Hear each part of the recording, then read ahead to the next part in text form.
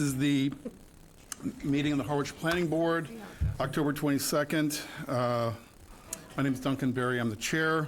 This is being held in person, and it's also available on GoToMeeting format. Anybody who is interested in having input, I only see two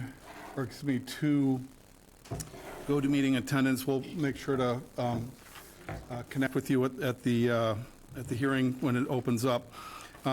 According to Mass General Law, anybody who intends to record this meeting has to notify the chair, who will then notify anybody else.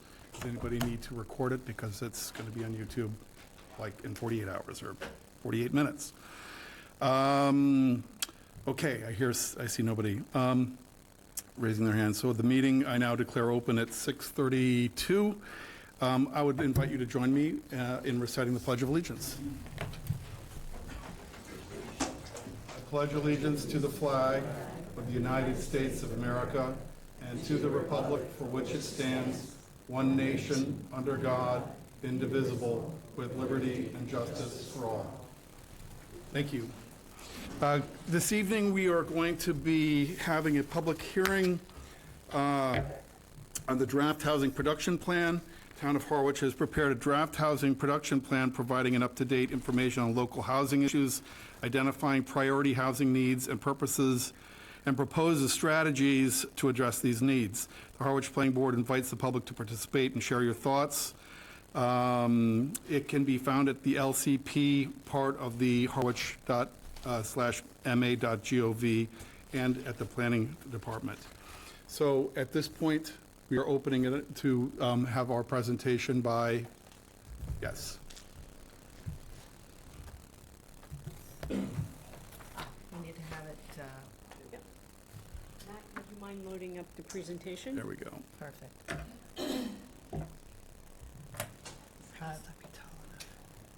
Good evening. My name is Karen Sonneborg. I'm a housing and planning consultant. I worked on the housing production plans in 2010 and 2016.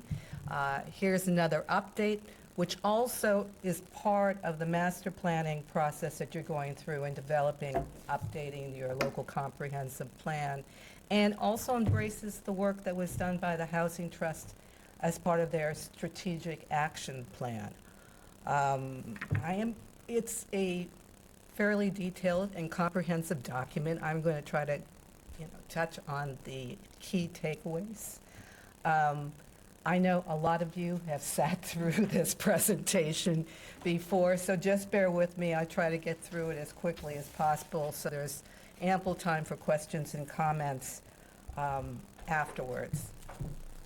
The first required part of a housing production plan is a housing needs assessment, which really grinds through demographic, economic, housing information to provide information on key priority local housing needs.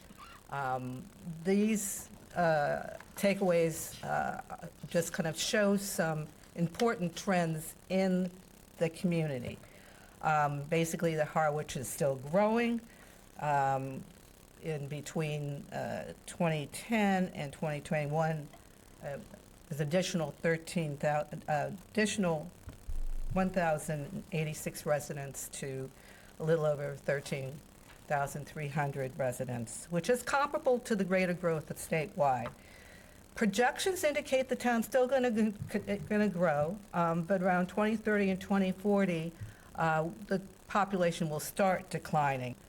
Not a surprise to anybody, the town of Harwich, as well as the Cape in general, is losing younger residents and gaining older ones. Certainly, this is driven by the baby boomers, and also the Harwich is a retirement destination. But between 2000 and 2021, those under 18 decreased by 27%. Those 65 years and older increased by 27%. And projections are by 2030 that the percentage of those 65 years of age and older will be 42%, sizable. Incomes have been rising. The median household income based on the 2021 census figures, was $79,641. That is less than that 80% of area median income figure we use for household of three, for example, when we look at kind of income limits for affordable housing, which was $88,050 based on this year's income limits. 57% of households earn more than $100,000. That's up from 22% in 2010. 12% earned less than $25,000, and that includes 690 households, while there's only 328 housing units that are defined by the state as being affordable as part of that subsidized housing inventory. The average weekly wage totals to about $58,000, which seems to signal that a lot of people who have jobs working in Harwich can't afford to live here. And 13.5% of residents claim some type of a disability, which is lower than the county at 15.4%, but higher than the state at 11.7%, with some significant special needs within the community.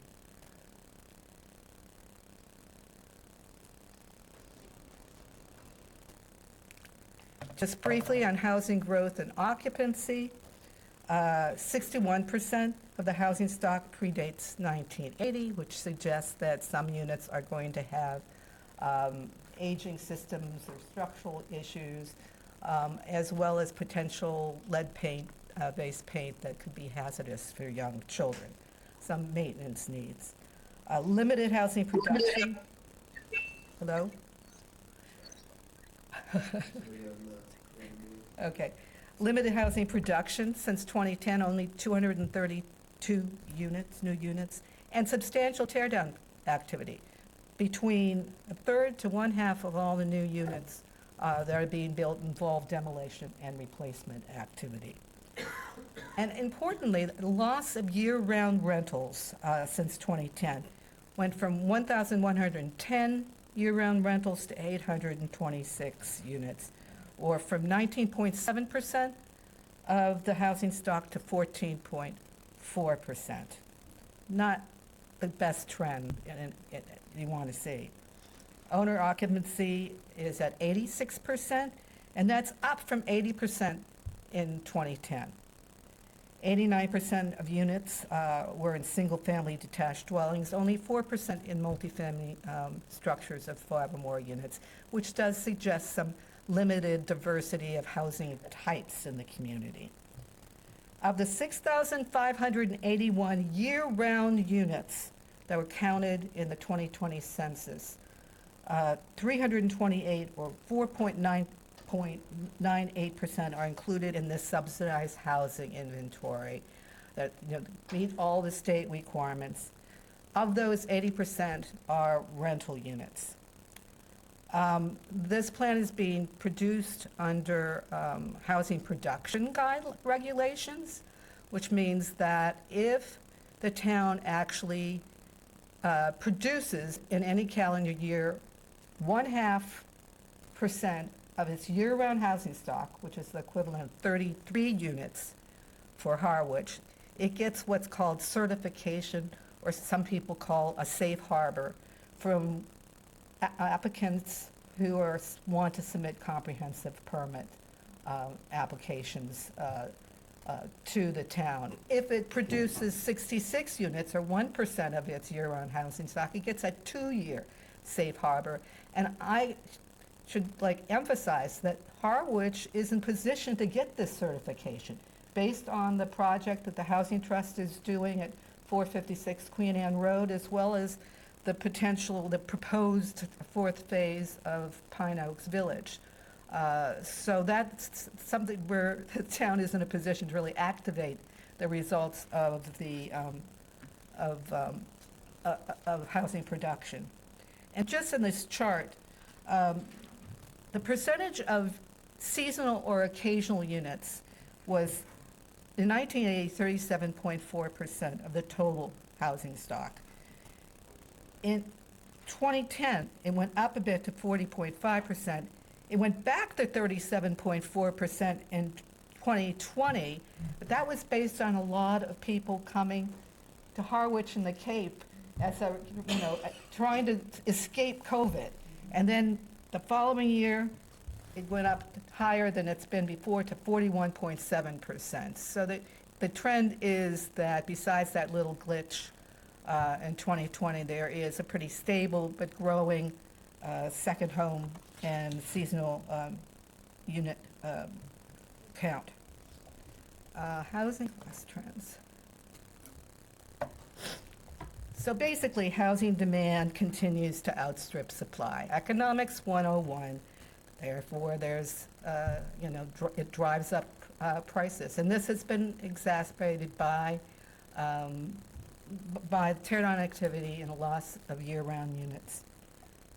While the median household income increased by 92% between 2000 and 2021, the median single-family home price increased by 195%. I got to say, it's even higher because well, the median single-family home price was $650,000 as of August 2023. At the end of 2023, it went up to $670,000.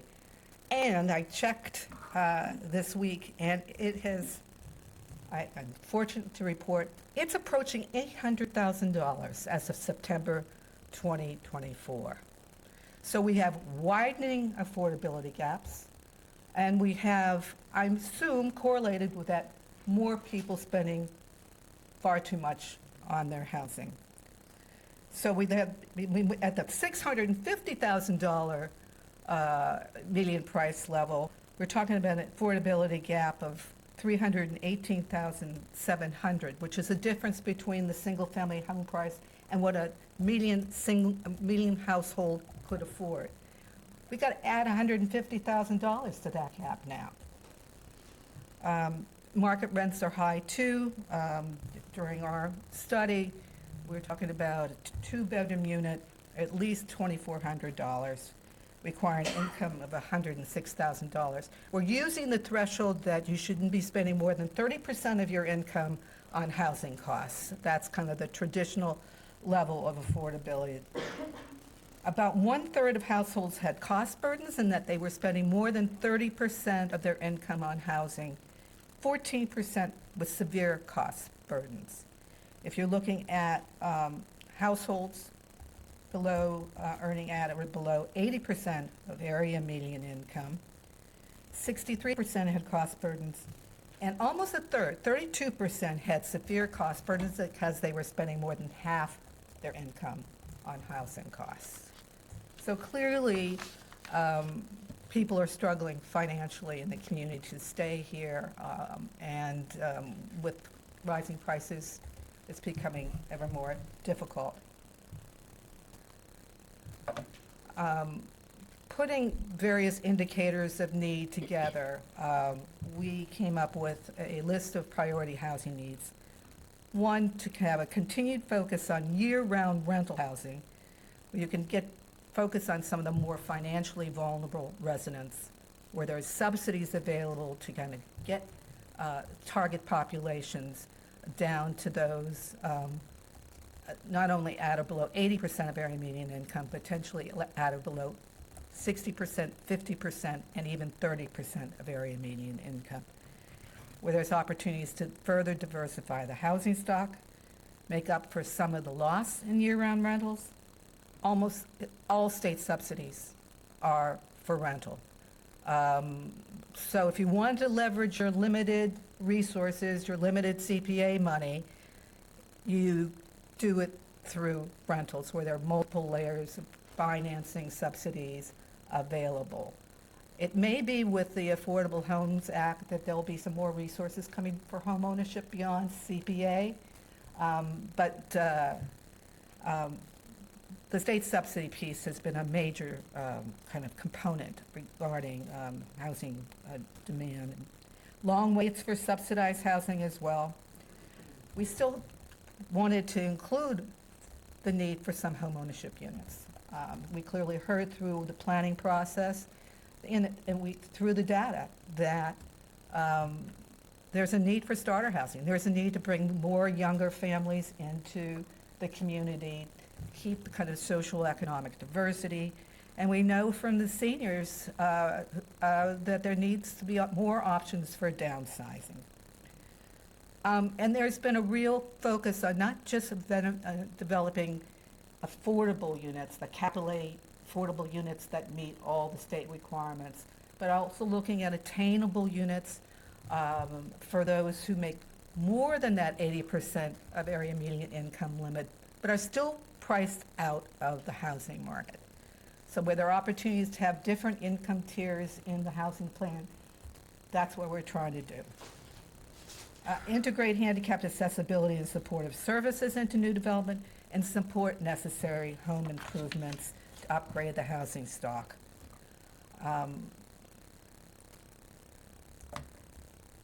So, you know, the key piece of the document is really the proposed package of strategies for the town to consider and prioritize and then go through an implementation process.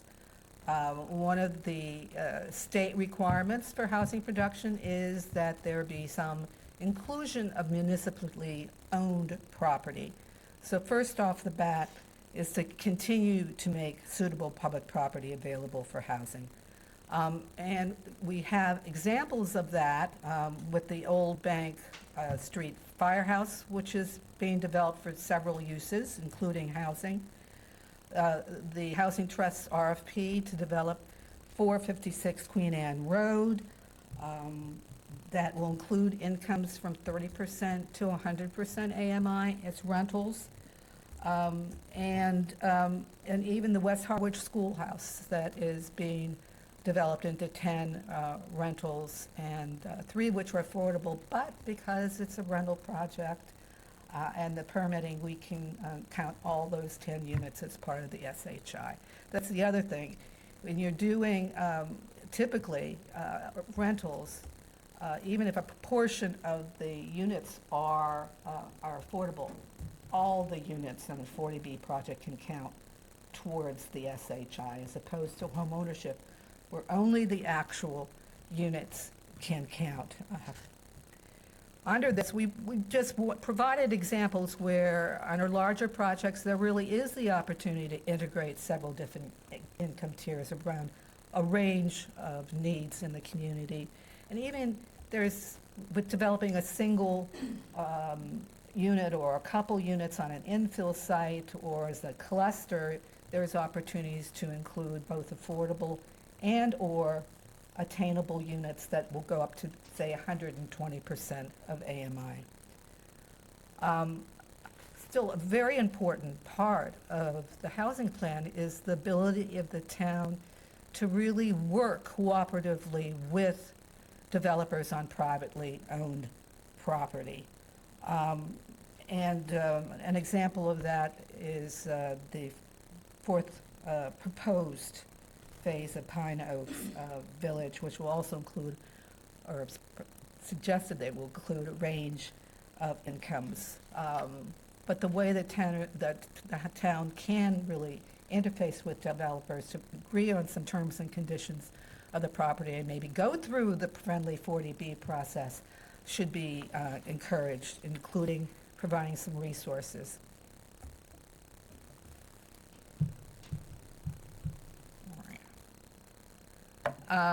Just kind of basic governance issues that we included in the plan.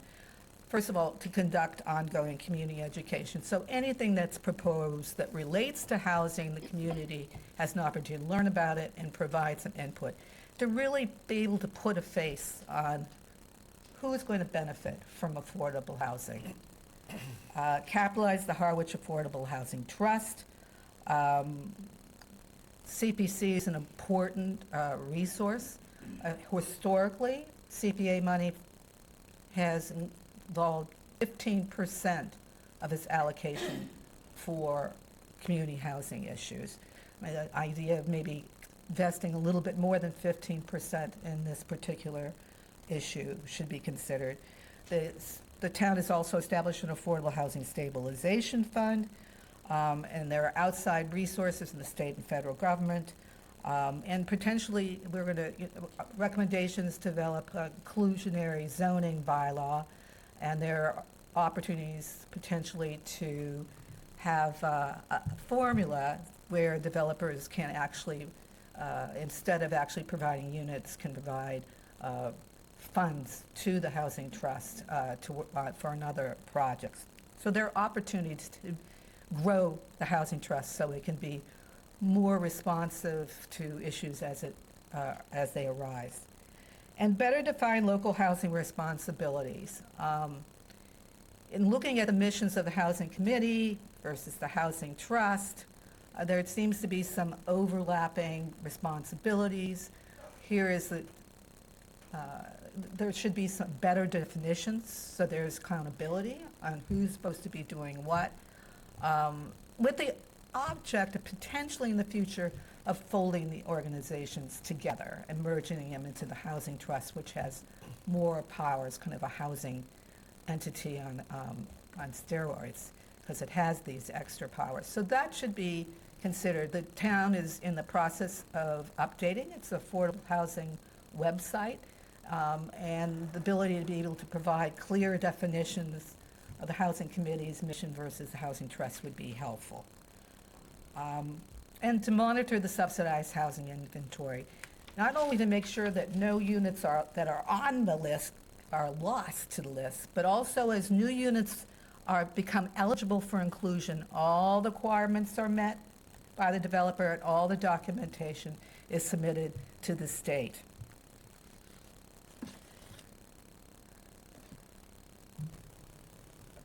Okay, regulatory, this is probably where the greatest interest will be certainly with the planning board. The first one is to adopt affordable housing property tax exemption program. This has been proposed by the assessor. It's based on a program that has been operating in Provincetown, pretty much as an incentive for owners to rent their units on a year-round basis. And for rental units of less than 500 square feet, the exemption is $1,000. For more than that, 500 square feet, it's $1,500. There is a cap of 30 such exemptions, and the income requirement is at or below 125% of area median income. So the basic is to support the assessor's program to try to provide this additional incentive to promote year-round rentals. Second is to better promote village development. The town does have an overlay district for Harwichport and Harwich Center. There is a certain, the theme of strategies is to put density where it's most appropriate, to also require the inclusion of affordable housing, and to also kind of include some design guidelines and kind of the terms and conditions the town would like to see the development. So makes sense to have some greater density in the village centers. So besides Harwichport and Harwich Center, the consideration of expanding that mixed-use zoning into other villages, tweaking them as appropriate, including a requirement on affordable housing, adding design guidelines. Clearly, the phasing of the sewer will be helpful in order to make such development more feasible. Third is to update local LIP regulations and procedures. LIP is the Local Initiative Program, which is also referred to as the Friendly 40B program, where the town works cooperatively with a developer, agrees on the basic terms and conditions of the development, and applies to the state jointly for the go-ahead to submit a comprehensive permit to the Zoning Board of Appeals. the town did develop these guidelines back in 2000, and they were, useful to a point, but a lot has changed since 2000. So the recommendation here is to revisit those guidelines and procedures and to make sure they're more consistent with the current market conditions and the existing plans. 4 is to adopt inclusionary zoning. This is a tool that a lot of towns have used. This is not the silver bullet, but it means that any development over a certain size must include a certain percentage of units that are affordable, that meet the requirements of the state to be included in the subsidized housing inventory. Most of these developments, or these projects, would include density bonuses to make that inclusion of affordable housing more financially feasible, and payments in lieu of actually producing the units would also be included. Actual units are always better. However, there are situations where it does make sense to have the money instead of the actual units. So it, basically, the zoning would allow for that. We include a number of models. Particular interest is a recent inclusionary zoning bylaw adopted by the town of Eastham that includes affordable and attainable units and is worth looking at. 5, explore a starter home district under 40Y. We had a shareholders meeting of representatives of various town boards and committees that have some involvement in housing, and the town administrator gave a challenge for the planning board to look at this particular part of the Massachusetts general laws that meant to encourage the development of starter homes at a certain density and with state financial incentives that would make the development feasible. So we describe that, that program and recommend that the town explore that option. It might work in particular locations, and it's a matter of working closely with the state on adopting that zoning. 6 is integrate affordable housing in the open space residential design bylaw, basically cluster development, which is smart because it focuses the development in a denser cluster and leaves a fair amount of the property available as open space. The recommendation is to also mandate the inclusion of some amount of affordable housing, to allow other types of housing to be developed just besides single-family detached homes, and to include some other tweaks as deemed appropriate. 7 is consider short-term rental regulations. This also came out of the meeting we had with stakeholders, that throughout the process, we have heard numerous concerns in the community about how popular short-term rentals have become and how they have been eroding the year-round rental housing stock and certainly driving up prices. The registry at the time, a few months ago, there were 1,100 short-term rentals in Harwich. So this basically provides some examples of model bylaws that other towns have done to better regulate those units. And 8, allow housing for seasonal workers under proper conditions. Another issue that comes up is, we are so reliant on our seasonal workforce, but they have no place to live, or finding places to live is incredibly challenging. There has been some progress in the town through employers and even the Stonehouse Motel conversions, but there may be opportunities within the town or regionally working with other communities to provide some more opportunities for seasonal workers. Under preservation and direct assistance, we include recommendations on establishing some housing preservation initiatives. The town at one point had community development block grant funding to support a rehabilitation loan program. We suggest that might be revisited. Many towns have developed what's called a small RIPA grant program, grants up to $5,000, for example, for health and safety improvements to current homeowners. Some aren't rate-restricted programs, others are. An ADU loan program where part of encouraging more accessory dwelling units, that there be some financing available to help owners do create such units.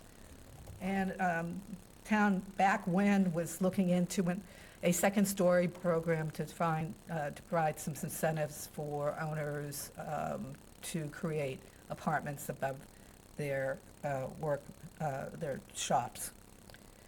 And we also added the expand the rental assistance program. There's been some discussions about revisiting that program, making some changes in program requirements to make it more responsive to needs, and potentially also moving it from the housing authority to the town itself. And these are kind of based on helping existing renters stay in place. So next steps. We need approvals of the plan from both the planning board and the select board before we can submit it to the state.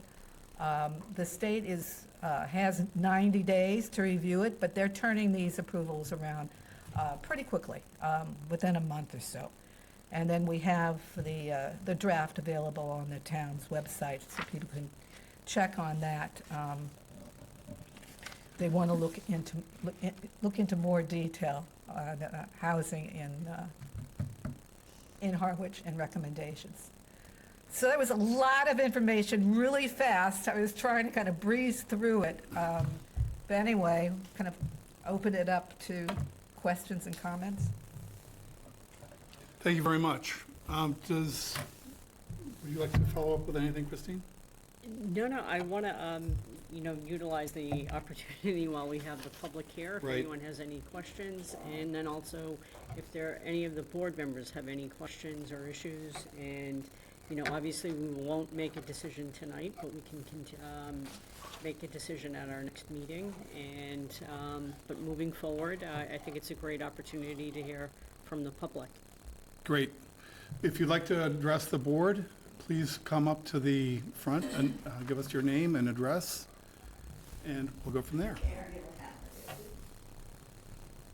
Hi, Elizabeth Harder, Harwich Center. Just to respond immediately, what did you just say about your last comment? Looking for questions and comments on the plan.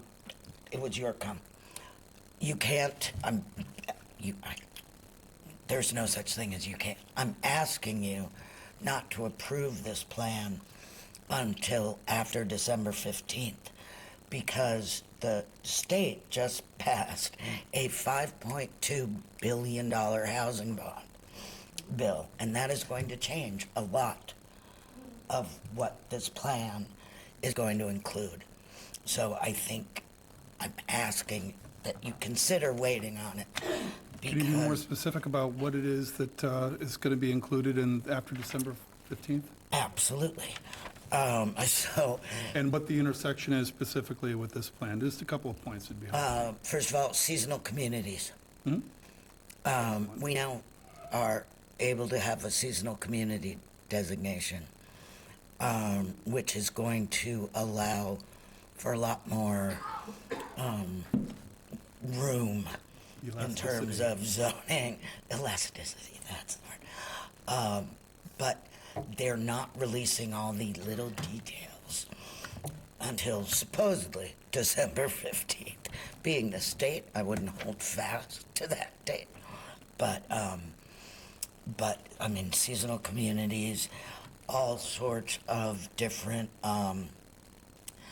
tax benefits for doing different projects. You can up taxes on things. You have a lot more flexibility in terms of short-term rental oversight, things like that. So, I mean, I was at a 5-hour meeting about it last week, and a lot of good things when they work out the details. So I think that's one of the key things. Right. And then should I continue, Please, or do you want? this is the time. Can I just mention, though, that we have included those resources in the plan. You have to go to the microphone or to the front, perhaps maybe from the front table. Really important to point that out, but we have, included summaries of those resources, saying that the town will be able to tap into them, and will be able to better support new development. But I'm not certain you have to wait to December 15th to get the details, given that we kind of know the broad brush of what's included in the plan, in the Affordable Homes Act. But it's an important piece for the Cape especially. Thank you. So now I'm Elizabeth Harder, speaking as chair of the Housing Authority. People are very confused about what the Housing Authority does. And Christine, I know, came from Martha's Vineyard, where their housing authority is huge and they have their hands in every housing pie. In Harwich, we share a housing authority director with Chatham. We're teeny. We have 20 units. And in fact, our town-run voucher program, once we're out of the money that we had received from CPC a few years ago, we're stopping it because the Housing Authority does not have the ability to do any case management. So we're going to stop it. Once our money is out, we're going to stop it and let the rental assistance program that the trust is setting up take over all that, because that is going to give people the necessary case management for that. And then I would like to say that the most important are just things in the plan that need to go first are town meeting. We've got to do, as I agree with you, inclusionary zoning is number one. I think part of the reason the townspeople are so upset and don't want any more building is we've got all these McMansions being built that help nobody, that are lived in for 2 weeks, and people are, it's sort of ridiculous. So if we have inclusionary zoning, they're either going to stop building McMansions or they're going to have to start building housing for regular people too. And I don't think some towns do it, but some towns are having a lot of luck not taking money, saying, no, you have to build. So that's something I would like to consider in this plan. Also, I think we need to discuss a home rule petition to get the transfer tax, because that is not in the first part, this first affordable, the Housing Act, Housing Bond Bill. We have to separately do a home rule petition to get the transfer tax, but that's incredibly necessary on Cape Cod. And we, then the other thing is that you talk about combining the Affordable Housing Trust and that Housing Committee, which is in my mind, a horrible choice, because the trust is affordable housing, capital A, affordable. That's what their focus should be. We have a town housing advocate who is supposed to help them and do everything else, and that's not feasible. And so the Housing Committee could help her with all the things that you mentioned that needs to be done in terms of housing in Harwich, like monitoring the shy list and promoting village development, and identifying rehab, properties for potential rehab, turn an old house into 4 apartments. Look at what John Kerry's doing. It's beautiful. So we should be able to do that. And the other things that are going to be in the AHA, but we don't know how specific they're going to be, is streamlining regulations and processes, especially for ADUs. If come up with 2 acceptable ADU designs, boom, as opposed to people having to wait 3 months to 8 months to submit a design and take it back. So anyway, those are my thoughts as a resident, as the chair of the Housing Authority. I am not speaking for the Housing Committee. Thank you, Elizabeth. Appreciate you taking the time this evening. Anybody else wish to address the board? Please step right up, as they say.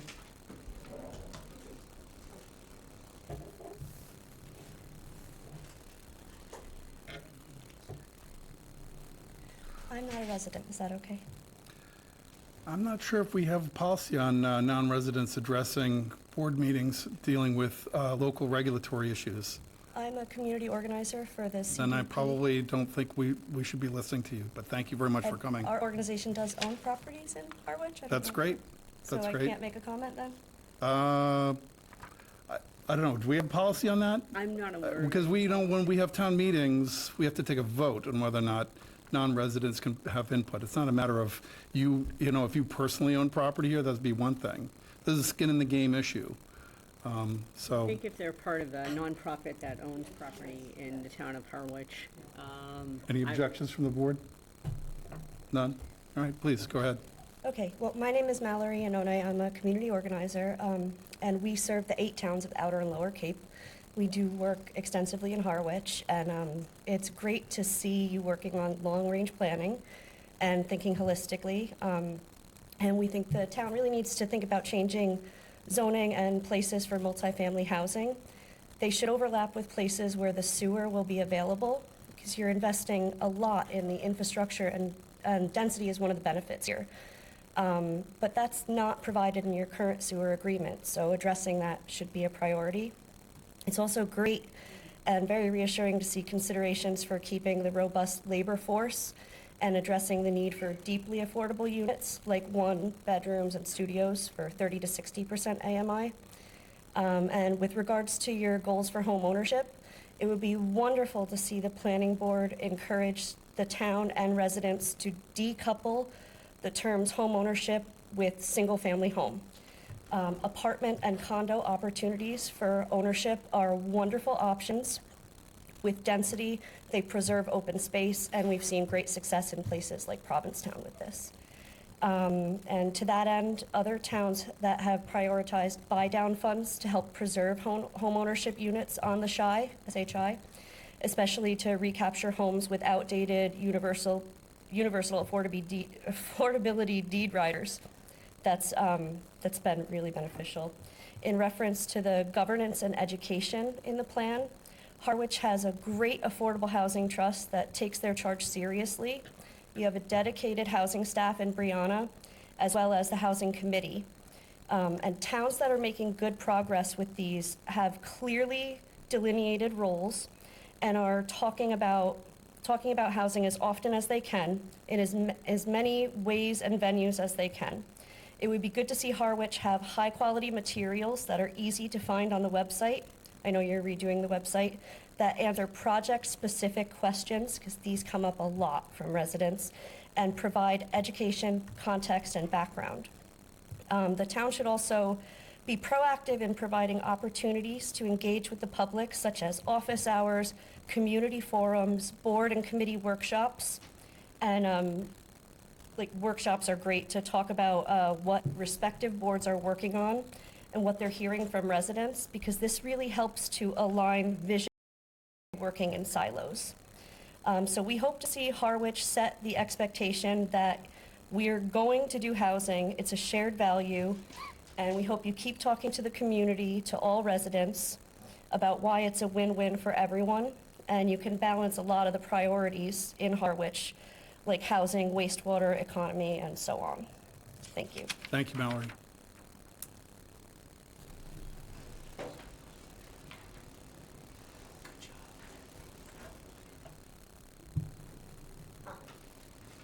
Hi, I'm Carol Porter, Queen Anne Road in Howard. And I just want to second Elizabeth's suggestion that we well, I don't know if we have to hold off, but we consider that Affordable Homes Act and the information and incorporate more detail of that act into the plan, especially that seasonal residents. I mean, that's such an opportunity. Right now, if you zone for smaller acreage for homes, it just means more second homeowners can afford, a home down here. But with that new act, you can designate it for year-round homeowners, which, and I'd like to see it happen as soon as possible because buildable land is disappearing. But that plan, which I read a lot of, I won't even say most of, but it's so valuable. I mean, it tells you right there that it takes, I think, 35% seasonal homes to qualify for that act. And right there, we're about over 41%. So there's the information.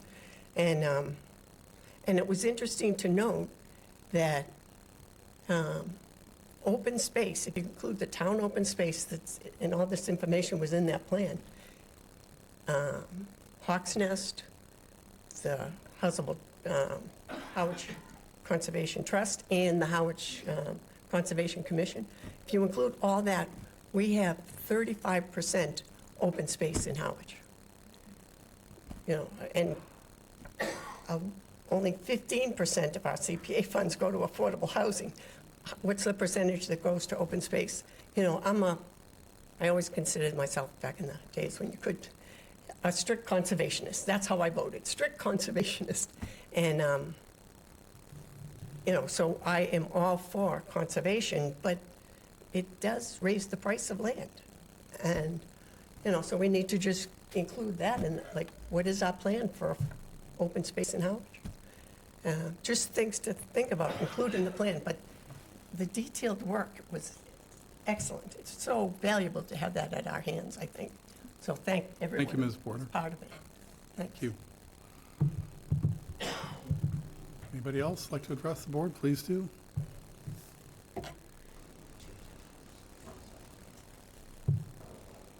Hi, my name's John Jory. I live at 153 Gorham Road in Harwichport. And I did not read all the 151 pages of the report of the HPB, and Christine was very kind to print it out for me. And I didn't have a chance today to read it all. But I just have a few just general questions. I did read the executive summary, and I got a pretty good gist of what, and in the presentation that Karen presented, explained a lot also. I'm wondering, in the 151 pages, is there any reference to impact to the town, that if we do implement these housing plans, the impact to the schools, to the fire department, the police, DPW, and even the water and sewage? How does it impact those 5 groups just off the top of the head? It impacts many other departments too. But is there any information, numerical information, in the 151 pages that address those 5 impacts to the town? I mean, we're giving money via land, giving money via CPC, but we're also giving money if we have to educate these children that will be coming in with these with these apartments. The police will have to be maybe increased. I don't know. Fire may be increased. We have a finite amount of water in the ground. There's no way to increase that. How does these projects impact that? Is that in the report at all? Please step up to the, if you're going to address, please use the microphone. Thank you. One would assume that any project that's proposed will have some kind of a fiscal impacts, analysis. However, the school's really not an issue. There's excess capacity in the schools at this point, given the declining population, the declining numbers of students. On the other issues that you brought up, there is no kind of impact analysis of those. But as part of any project, you'd want to have those project-specific information, included. Thank you. I mean, I've asked them for those other projects, and I have never received that information. And I believe, contrary to what you said, I think schools is the most important impact. Sure, we may have a declining population, but the budget covers that declining population right now. If you add, and I've heard numbers of up to 200 new students if Pine Oaks is implemented, it costs roughly $20,000 to educate one child. When you add 200 students to that, that's a $4 million budget increase to the town. And we're talking about making the town affordable, but we're not. We're increasing the budgets. The taxes are going to go up. Hence, it's not affordable. And it's just raising the question. I have heard that discussion about people will move from one apartment into Pine Oaks, so there's a net there, doesn't add to the school system. Well, when that person leaves that one apartment they're in, it's going to be backfilled with another person. And perhaps they may have children or not. So I disagree that the school, I think that's the biggest impact to affordable housing, one of the impacts to it. So that's just one topic. And, I can mention that there are analysis of, projections based on the kind of numbers and units to be built, whether they're market or affordable, the size, numbers of bedrooms and whatever, and projected numbers of students. There are a number of those. Typically, multifamily housing, the numbers of children tend not to be all that great compared to single families. But there are figures out there that can provide some guidance on that. did you provide them to me? I have never seen them. No, I did not include that in the housing plan. I mean, I did talk to the school superintendent's office, and they were talking about capacity to take on additional students, certainly kind of the issue. But I can certainly add those resources to the plan. I think it's important. I mean, and Okay. sure, they have the excess capacity because it is a dwindling population, but our Right. budget covers that right now. By adding more children. Okay, I think we get the Okay. point. Thank you. The second one is the projects. I believe there's like about 5 projects going, either being built right now or under serious development. One is the West Harwich school system, school building. I guess I don't know what the name of it is, but West Harwich School, I'll call it. The Marceline property, the fire station, the Pine Oaks, all adding to the Shiloh list, which is what a big accomplishment we're trying to do. Would Pine Oaks qualify to all their units be included on the Shiloh list? Okay, so that's a tremendous addition there. Okay, I just wanted to clarify that. I heard it first applied to the West Harwich School, and I didn't quite understand it, but I'm glad that the 10 units count towards that. So that's great. I just wanted to clarify for my own notification. You mentioned in one of the statistics in your presentation, owner occupancy is 86% in 2021. Is that year-round occupancy? That can't be. Can't be right Can't be. anymore. It can't be. Drive down Belmont Road. Drive down Gorham Road. Yeah, It can't be. 86% year-round occupancy. Yes. No.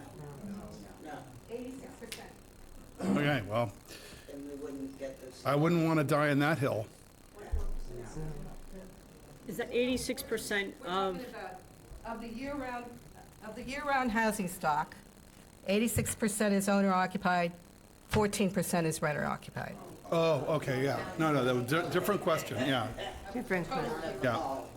Oh, that was, yeah, I thought it was kind of high there. Okay. Any idea how much is owner occupied year-round?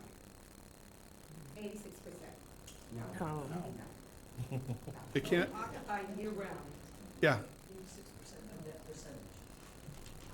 86% of the 46% of the year-round housing stock is is so the answer is homeowner-occupied. roughly 60%. That's what I. There we go, I'm okay. just trying to get to a number That's what, here. I think that's where we're trying to go at. 60% of the housing stock is occupied year-round. Yeah. Count the season. One other thing is, this plan, which is very, and I intend to read the whole thing, but I just didn't have enough time. With all the recommendations that are made in the HPP, how many other towns have adopted similar plans? Any idea? If it. A lot. Just trying to get a gauge of, I think almost every town on the Cape has a housing production plan, and statewide, I'd say the significant majority. because I would imagine all the plans are very similar in nature as far as statements and accomplishments and goals. Would that be a fair assessment? I've done a lot of So these. before we go on, this is not an discussion here. I don't- I'm just asking you to present Oh, your sure, point to the okay. board. I don't want to have a three-way here or a 10-way. Mm-hmm. So just out of the courtesy of the people that are here, thank Yeah, you. but who can answer the questions? That's what I'm on, so. Okay, the HPP was done in 2010 and 2016. How successful were those plans?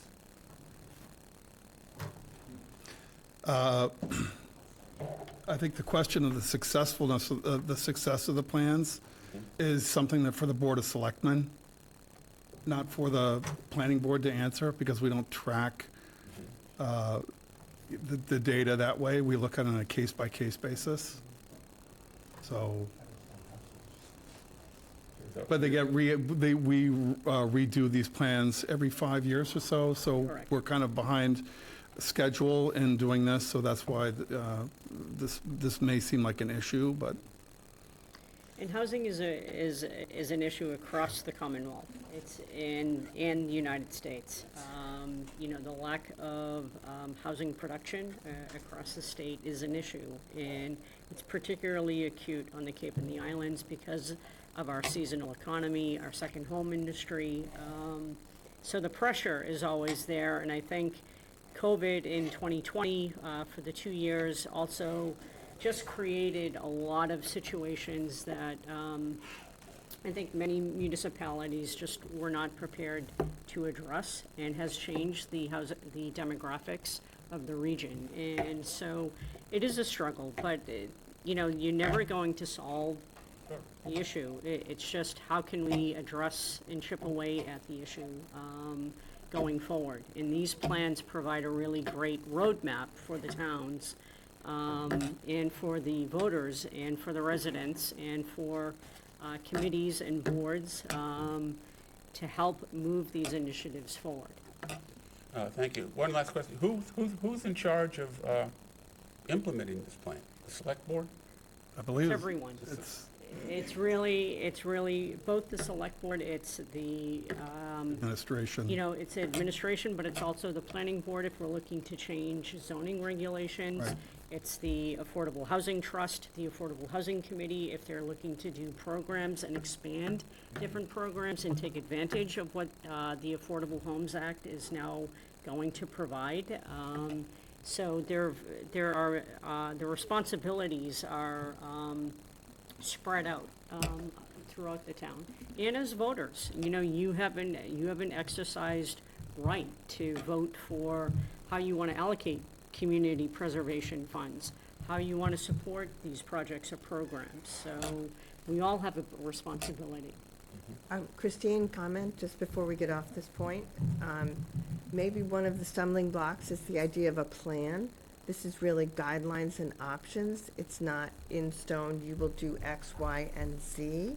It's about here are your options to address the problem of housing. Is that a fair way to put it? Because a plan, I think what we're getting reaction to is, how did we do, right? How did we guide it? And it's my understanding, this isn't that kind of plan. Right. It's options and guidelines, correct? It's a plan, but it's to help guide the town in terms of how the town would like to address its housing issues. And so, But it's not like you're going to do it this way. we're not required. We're not, Okay. it's not like we're going to be penalized by the state if we didn't implement every goal that's listed. And, you know, for the town, I've been here for about a year. I have to say, I've been really impressed with the amount of zoning the town has created for multifamily, mixed-use, two-family zoning. Many communities don't have that, and it's a huge challenge, and this has created opportunities. The town is working with private developers. For example, the school project with John Kerry. So there are creative opportunities, and I have to say, I've been very impressed with the work that the town has done so far. Well, thank you very much, and Thank you, Mr. it Droy. sounds like the selectmen are really the drivers of this thing, in my opinion. Thank you. Thank you. Chair, can I Harry. respond to just something? Please. I have never read any other town's report. I don't know if there's a template for it, but coming from a position where I know almost nothing about it does not prevent me from having an opinion. It seems to me that if you're going to describe a situation where the build out or the increase, there is an increase in net population, that you really do have an obligation to consider, to some extent, the gentleman said that the increased resources, police, et cetera, but I would also expect an EIR. I would also expect a traffic evaluation, because so you're at least considering that, okay, if we reach these goals, we're going to need these other resources, or the increased population is going to require these additional resources, and that should at least, even if it isn't specific, it should be considered in the report.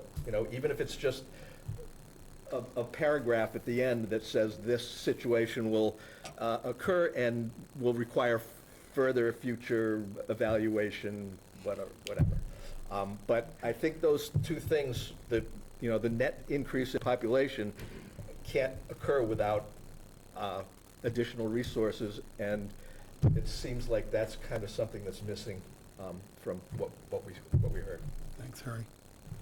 Thanks, Harry. Good evening, John Carey, 779 Route 28, 3 year-round units, 5 Bells Neck, West Harwich. There'll be 10 year-round units, and then 52 Route 28, which will eventually be multifamily housing for year-round tenants.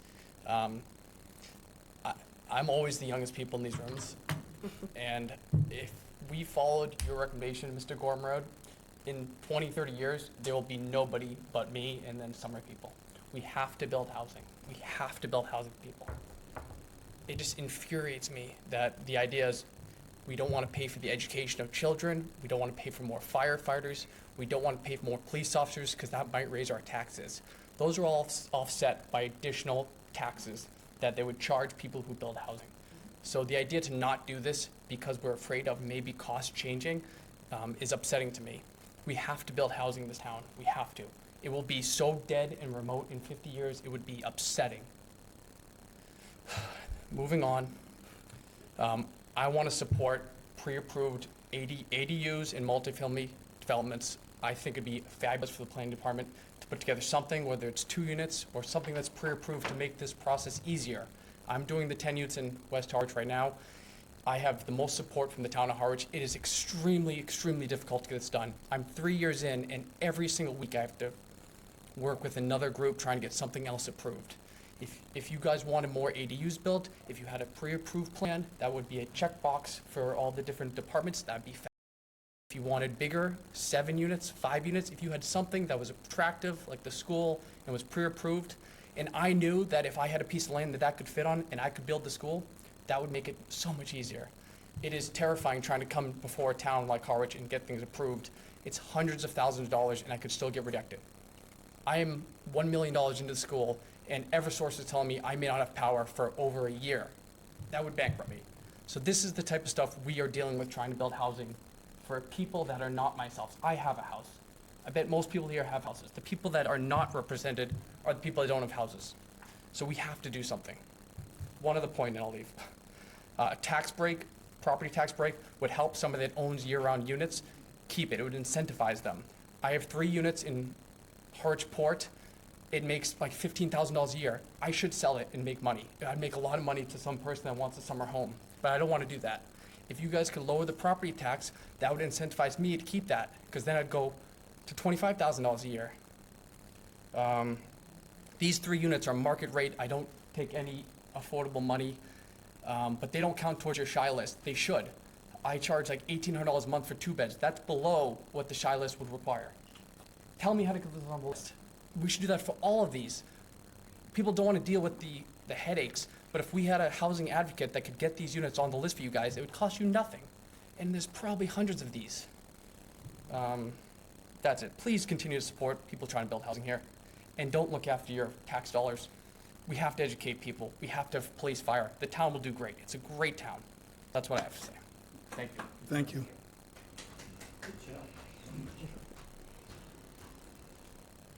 Good evening, Art Bowden, Harwich. I'm a housing advocate, and I'm on some housing committees. I'm here just to answer one question. And the question was, how many affordable units did we build since 2016 to 2000, right now, 24? Habitat built them.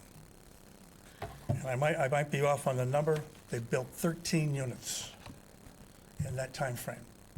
That was the whole affordable housing program in Harwich, Massachusetts. Habitat for Humanity. 13 homes, owner occupied. I don't think it broke the school, didn't break the police department, fire department, or anything else. That was it. But I still believe in the affordable housing production plan. I think it's a good plan. There's a lot of good stuff in here. But now we got the plan, and we need more John Carriers. Put the shovel in the ground and get going. Thank you. Thank you, Mr. Bowden. Good evening, Mr. Chairman. Richard Waystacker of Harwich, and I'm one of those who has read every one of the 150 pages, as well as the 2016 plan. And I'm here to encourage you, unlike others, to approve this plan. It's part of the larger local comprehensive plan. It's been done for years, having a production plan. And to answer some of the questions, on page 78 of this year's plan, you can look at the school enrollment. And in the next 8 years, there'll be a reduction of 262 students down. We talk about it, it bothers me. I'm in real estate. I'm part of the problem. Last week, there were 5 closings in the town of Harwich. Not the median, but the average sales price last week was $1.01 million. Some of those are some of the new, larger homes that are being built. And I'm not against anyone building their property. If you own a property, you should have a right to build on it. But when we talk about affordable in a plan, we forget about the number that were built last year, brand-new homes, 1 million, 2 million, 3 million, and one down on Mr. Gentleman from Gorham Road, $4 million that just went under contract. 13 affordable homes built by Habitat in the last few years. Next year, we'll bring online 13 more affordable homes on the shy list between Mr. Carey's project in West Harwich and the old Bank Street Firehouse. That's it. If you take the time to look at the building department and see how many new home construction permits were taken out in the last 2 years. Nobody's talking about that impact on the town. But the minute you mention affordable or attainable for those of us who have children we're raising in this community, the minute you mention affordable, well, I believe in it, but just not in my backyard. This production plan, and I give kudos to Karen and her group and to the local comprehensive planning group for putting this project together. They did focus groups, they met with department heads, they looked at the impacts of housing production in this community. For us to wait, and by the way, someone asked the questions about the last production plan, there were 4 strategies.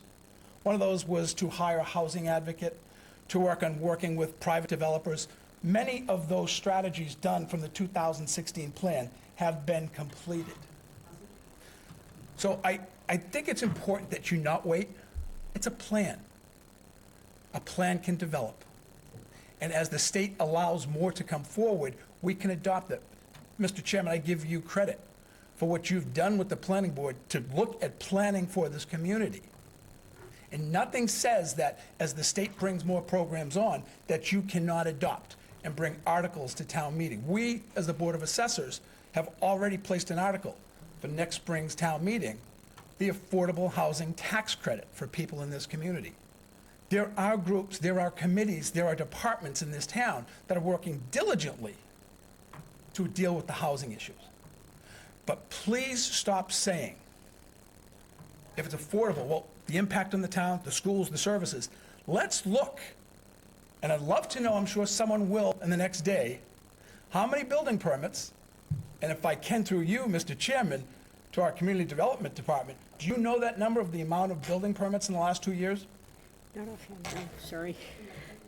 But I think you will see that there are far more building permits for private homes in this community, far more than the 13 that have been done, the 13 affordables that have been done in the last few years. So please, as a board, consider not waiting till December or to January till the state gets going. These folks have worked on a year in this plan. Members of this community, not members of the state, have worked to put this plan together, and I highly endorse it, and I ask that you do so also. Thank you. Thank you, Richard.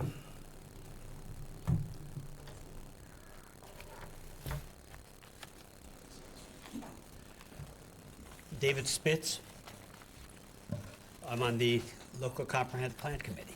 I was planning to sit and listen along with the other 5 of us here. John Shorey changed my mind. And come back for our public hearing when you'll find that we don't have the sort of fiscal analysis that you're talking about. But what we do have is we have a very detailed consideration of what this community is or is not going to be in the next 5, 10, 20 years. So I think we all recognize that the seasonal community aspect is threatening to overtake us and to change us much more than we are right now. And I hope the state does come up with some good tools in that December 15th report, because we can use whatever we can get. I also find that I lose half my train of thought now that my years are continuing to go on. But I came here working for the town in 2009. I moved to Harwichport. I get to see all the seasonal folks up close. I also get to walk to a coffee shop, a bank, a whole bunch of other stuff right in the village. It's a wonderful location. Whatever we can do to encourage village planning is going to be very important. The housing strategies won't always fit into one location. So the 2 big ones that we've got right now are not on public transportation. They're not on the sewer. They're extremely important. And sometimes you got to take what you get, because we have fallen so far behind since 2009 when I've been here in terms of providing affordable housing. It's nice to see that now that the Housing Trust and others in town have really started getting their act together, that we got some pretty nice projects coming along. I think the important thing for the planning board is going to be to take a look at Karen's regulatory and other strategies, of which there are way too many to absorb, and I applaud Richard for reading the whole thing, including the 20 or so pages of strategies that Karen has given us. Some of which I don't think are high priorities. I'm not going to say which ones I do and don't. But I think you folks, over the next year, have to look at which ones are going to work for the town of Harwich. And with the two big projects coming along, plus our builder, where did he go? Over there in the corner, who's, that's an unusual thing that he's given us. Not too many people would risk their livelihood the way he has. And I hope he's successful. But we're going to do better on affordable housing. We are still the middle, the attainable housing, we don't have good strategies for. And we need to do better to make sure that the rest of the housing stock that doesn't meet the big A affordable is able to be built through some form of controlled density bonuses. We don't want this community to get out of hand to overburden services, but we do need some density. We need to pick and choose. I highlighted a local 40B project in a nearby community where they said, we'll give you extra density if you do X, Y, and Z. We have to, as this person said over here, we have to look at the sewer agreement, because we have to be able to encourage this housing on the sewer, and right now there's a question as to whether we can. This planning board needs to look at the regulatory. Where a few other things that we need to focus on. A few of us on our committee have been saying, how are we going to make sure this really is working, that this plan is being accomplished? And we are proposing a governance, I call it implementation, but a governance committee to say who's responsible, what has happened each year, give a report to the Board of Selectmen saying, hey, planning board, you got a zillion things to wade through. Which things have you actually started on? So that's something that is supposed to be part of this plan. Getting back to the fiscal analysis, and what I prefer to say is the human analysis, my life took a left turn when, after moving along and having my wife join the garden club and joining all the other old people in the village and so forth, then we got a 1-year-old to raise. So I get to see firsthand what's going on in the schools. And let me tell you, you look at that class picture that she brought home, the level of the amount of faces that look a little bit different from the people in this audience and the people I see in Harwichport walking by in the summer. We got some real diversity going on there, and if we get a little bit more of that, because we have some affordable housing, so much the better. Thank you so much.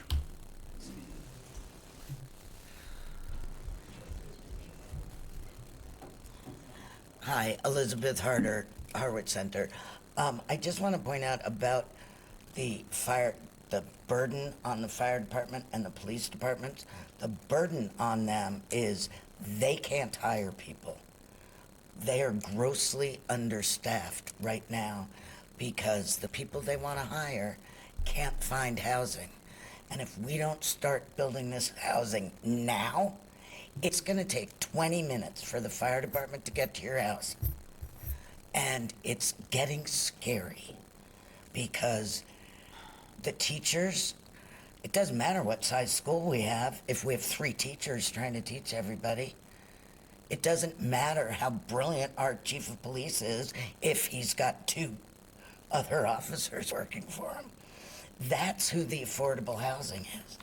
As Karen said in her plan, our median income is capital A affordable. That's who's going to be living next to you. Somebody said that if you have a mixed use development of affordable and market rate, that the market rate people won't want to live there next to those people. Those people are the people we want in Harwich. Thank you. Thank you. Hi, I'm Sherry Stockdale, 286 Main Street, and I just have a question about the shy list. So I heard a comment that the proposed Pine Oaks with their 248 units that even though a percentage of those are affordable, that all 248 units will be considered for the shy list? Is that true? So I don't understand what the good of that is. I mean, it's kind of like, it's not affordable, but being considered as affordable? The So- scaled, yeah. The Commonwealth in 2003, I think, changed that rule to give some towns some breathing space to up their numbers for the shy. It was a bit of a compromise in when the state was considering whether to dismantle the comprehensive permit law, which was created in 1969. And luckily, they opted to work with municipalities and to also give municipalities a bit of a break to count all rental housing units. Right, but they wouldn't be affordable, because John Kerry was talking about his places that he rents out for $1,800 a month that are not on the shy list, but you'll have units at $2,400, $2,600 in Pine Oaks that will be considered affordable for the shy list, so it just seems like a false equivalence to me. But on top of that, I just wanted to mention, I'm hearing some talk about not in my backyard. Well, I'm here to speak for my entire neighborhood of North Harwich, which is the less affluent, most diverse part of Harwich, that is now looking at having 456, the old Marceline property as affordable housing. And although it's not in our town, the transitional housing at the end of Main Street Extension. So really what you're looking at, is loading up North Harwich with all of these large affordable housing buildings. And really, it's kind of asking one part of town to do all the heavy lifting for the entire town. And the Pine Oaks units would only be for Harwich residents for the first round of rentals. After that, open to everyone in the state. So you can't really say that's for Harwich. So it's not a matter of not wanting something in our backyard of rising up against diversity. Whereas I said, we are the most diverse part of town with a long-standing Cape Verdean heritage. But when people stood up to speak about Pine Oaks and against Pine Oaks and not wanting the traffic and the three large developments all along the Queen Anne corridor that's going to affect us more than anybody else in the town, we were told change is coming, just put up with it. So I would say be careful when you talk about all affordable housing being good or being the same, because you are really asking North Harwich, which is hardly the hotbed of short-term rentals, which is really why we're here in this position to begin with, the just inability or disinterest in any kind of regulation on short-term rentals that has put us in such a housing crisis. While North Harwich is not the hot seat of short-term rentals, we are certainly being asked to bear the brunt of the housing crisis for the town with all that's being proposed right now. So it's wonderful to hear. I mean, yes, John Kerry's places are beautiful. Anyone would want to live there. You're talking about putting a few units above some quaint coffee shops in the center of town and feeling that that part of town has now done their part, when you're asking North Harwich to bear the brunt of the housing crisis for the entire town, and I hope you will consider that.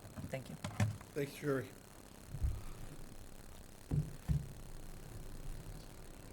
Hi, my name is Pamela Kendall, 86 Old Chatham Road, North Harwich.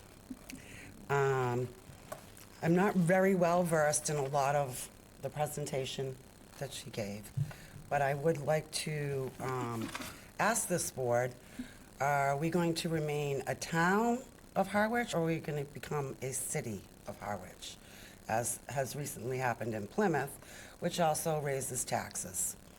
As far as these pretty sizable affordable housing projects being proposed, traffic studies need to be done first. Roads need to be fixed so that they can accommodate the amount of traffic. Even reviewing the POV's traffic study done on Queen Anne, They do not even have my husband's death dated correctly. So I am going to say I'm very skeptical of the accuracy of the POV traffic study. If they can't even get that one fact correct, we have a problem. It's not that I am against affordable housing. I am not. I am for affordable housing fit to the charm of this town. I don't want to see, 3-story buildings, 7 buildings, something that conforms to the town charm of Harwich. We have old roads, very narrow. The safety of not only the residents that already live here, but we're talking about putting a lot of children in these areas. And these areas, the roads aren't built for children walking down a road. I think we can all agree on that. I mean, we have telephone poles that are almost in Queen Anne Road. Forget sewerage or anything else. There's a lot that I have to say, and I would like to see something that accommodates to the size and the current zoning laws, also preserving the charm of the wetlands, the trails we walk. That's why we live here, a lot of us. I am a year-round resident, owner-occupied. I definitely agree that we have an issue with all of these houses that are being weekly rentals. I mean, this is what has happened to our rental situation. And I think that maybe addressing that first might start to correct a little bit of the problem.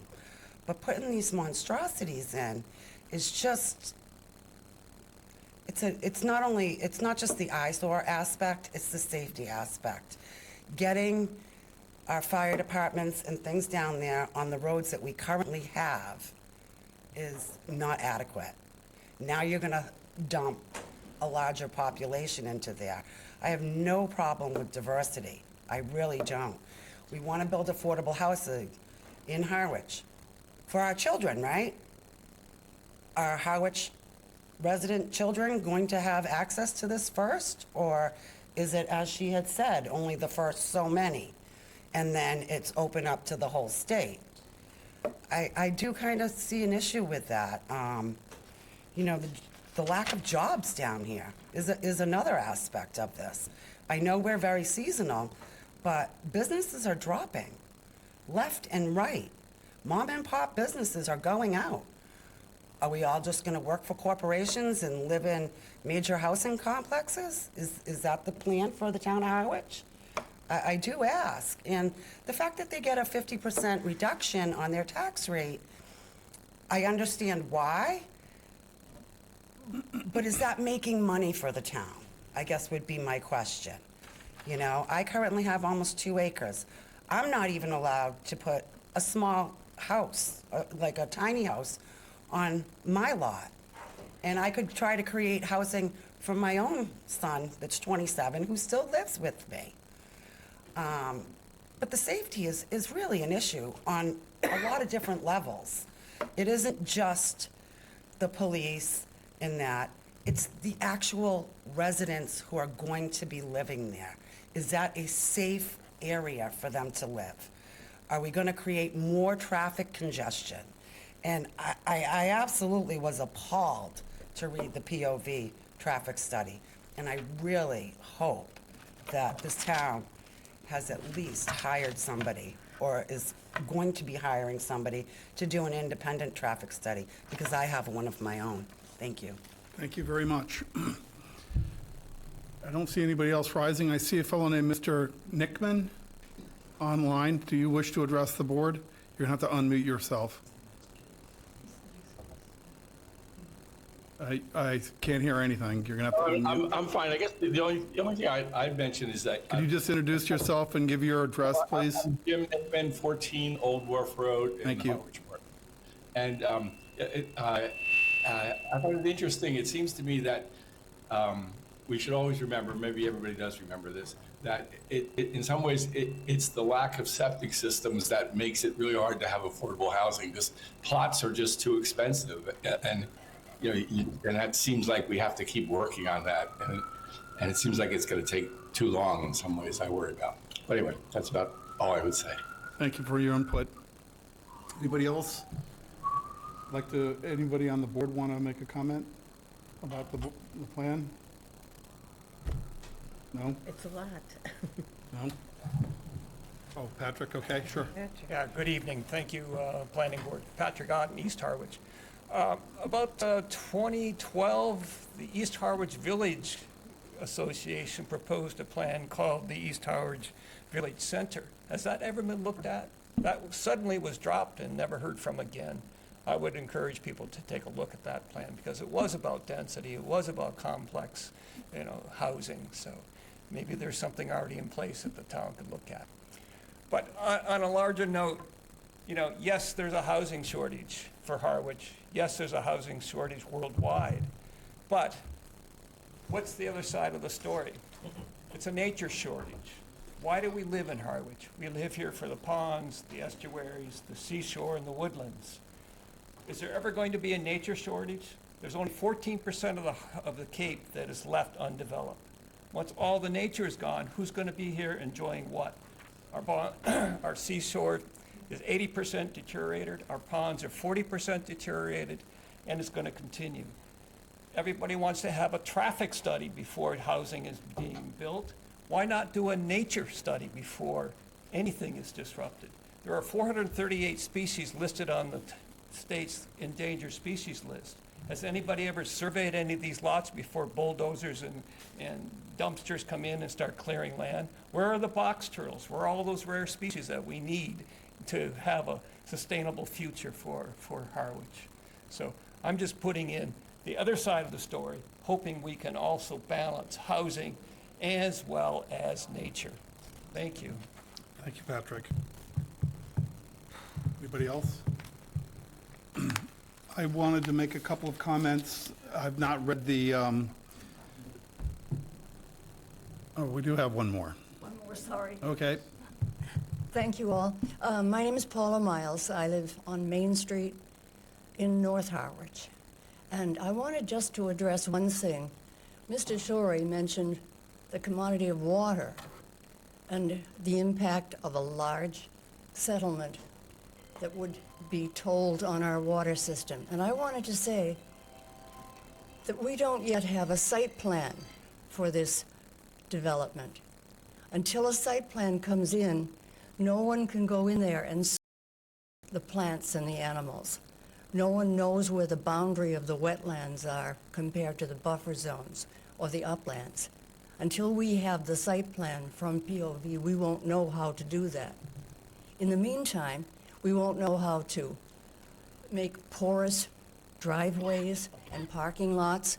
We won't know how to access the runoff from those surfaces and process it. It's going to be going directly into the water table.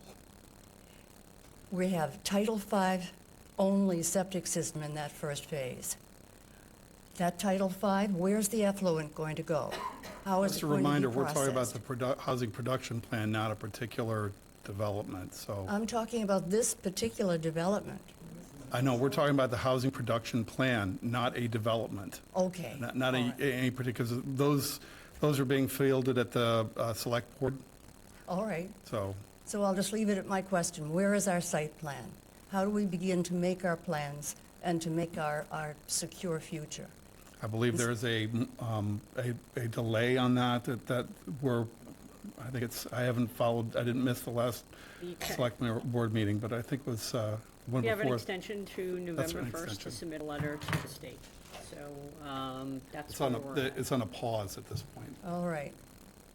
Our water is at stake. Thank you very much. Thank you. Appreciate you coming this evening. Yes. Just to bring it back to the Brendan Lowney Affordable Housing Trust, and just informational. When it comes to housing production plans, this is directly from the state. There's 82 communities with approved plans, 10 with certified plans, and there's 259 without approved or expired plans. So what does that mean, the importance of it? To get an approved plan, exactly what you're doing here, to vote for something, but to get certified, you have to actually take action, and that will put you into that safe harbor.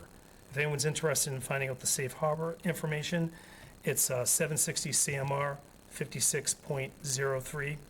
That will give you some information. You won't see the verbiage, safe harbor, but you'll find everything else that pertains to that, okay? Thank you so much, Brendan. Before we close the public hearing on this, I just wanted to make a couple of comments, although we will be having a vote on this at our next meeting. These are just my personal response to having sat through this presentation 4 times and having about 15 minutes to look at the documentation. So I personally had higher expectations. I think we're about a generation and a half behind the current status of knowledge in planning. There's a whole body of knowledge that is not incorporated or reflected in what we see here. I don't hold anybody responsible for it. I think it's apparently not even part of what goes on in the state accreditation process, but there's a whole work, and I've only been aware of this because of my interest in serving in this board, in the cognitive neuroscience of town planning, about the wellness of planning according to principles of our own humanity. So scholarship around the work of planning, such as Niels Boris, Ann Sussman, Harry Mulgrave, these go back 15 and 20 years. This has been part of the discourse. I don't know why we can't be on top of the highest understanding of what benefits us from a planning point of view. So this is not like some left field crazy thing. This is the way planning is being taught at Harvard now. Why aren't we reflecting this in how we understand what's best for us? Wouldn't we want to have some kind of a better understanding of our own wellness as we move down streets, moving across, and seeing how many times in like eye tracking studies does your eye fixate on certain objects, how many times per second? Well, this is no common knowledge. Why aren't we thinking about this? I think we accidentally backed into a great example in Harwich Port and the way that Harwich Port has been developed, but that was not intentional. We should be far more intentional about this stuff. And I think, we have enormous amounts of demographic data, but as the premier strategist of the 20th century, Colonel John Boyd said, strategy starts where the numbers end. What do the numbers mean?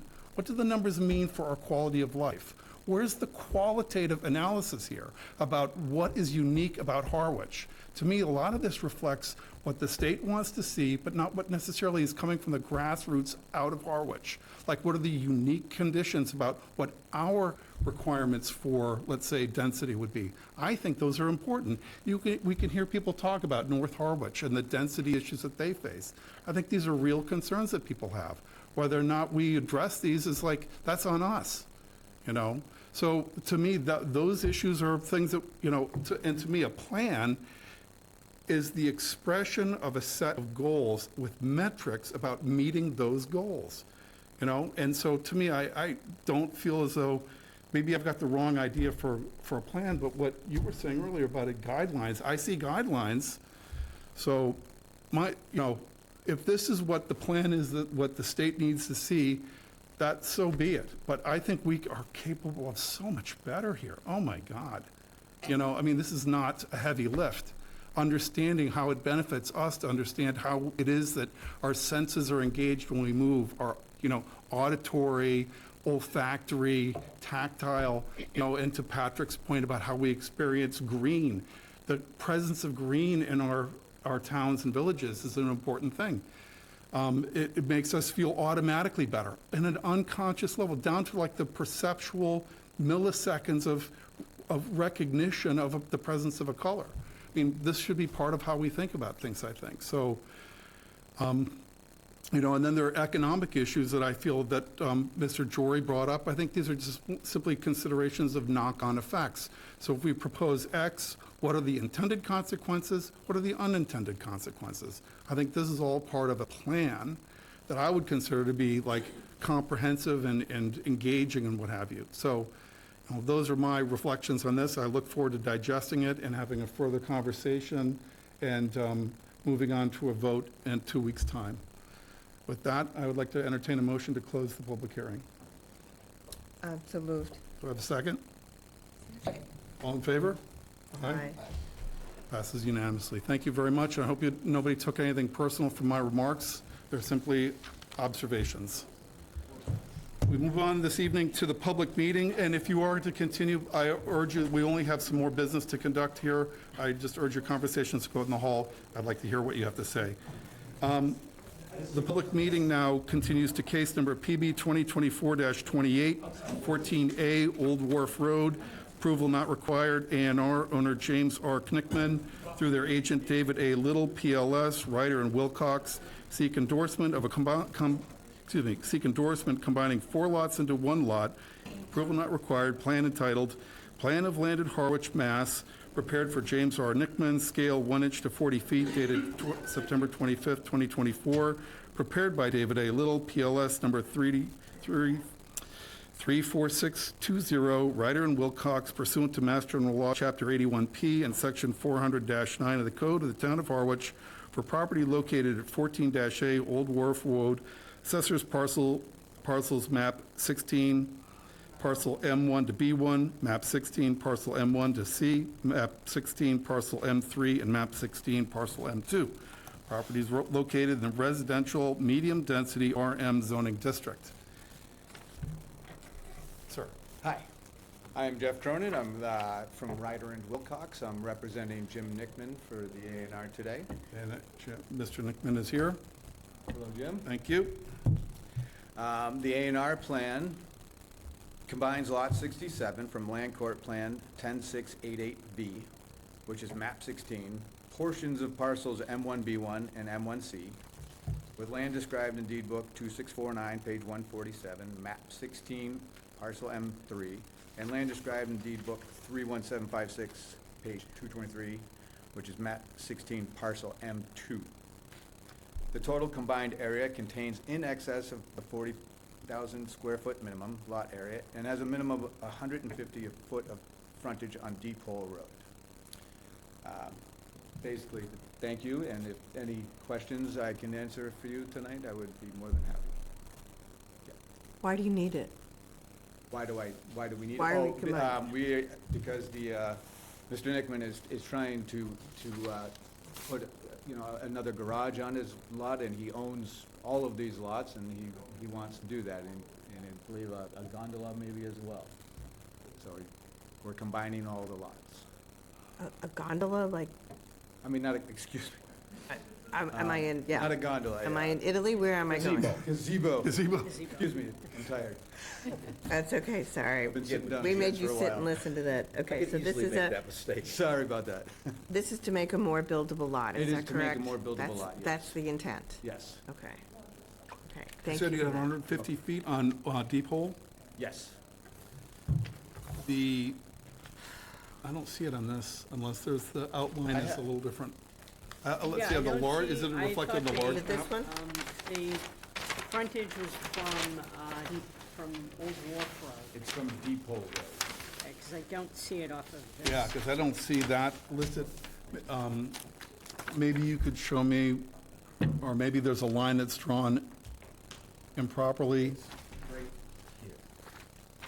Okay, is this, Can you help us? This one, this is your, It's this frontage right here. and what are you, this is the frontage that you're counting? Is that? This is okay, so north and, is this incorrect here, that what we have received here? It's slightly incorrect, yes, that is correct. I actually have something that I can give to each of you. This is the land court plan. This might describe this a little better. This might help us, okay. And let me get this as well. I have, so this is the land court plan that is been approved by land court, but is still pending. So here is where it touches. Again, this is, and then he wants to combine this Lot. with these two. Let me give you each one. He owns them all, just make it Yes, he one. owns all- When you they're- make right it now one, they're- you have the Oh, frontage, so and then it you looks can like build this, is it the M1-2 lot here that, M1-2 is not, 66. Yeah, so here are the assessors, this M1 is actually is all of this. You know, Okay. This one, this one, this one, and this one. Okay, I see what happened, yeah. So the M1-2 actually here follows this contour instead of the deep hole. All right, I got it. I see it. Okay.